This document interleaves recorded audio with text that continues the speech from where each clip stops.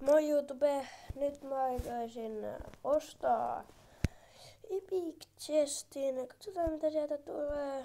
Ja mennään avaamaan suoraan. Tornado. Goblin Baller, sitä mä en olis halunnut kyllä. Pois on ihan jees. Freeze. 8 freeze. Ihan ok. Sitä upgradea ainakin Tornadoa ja Poison. Tässä.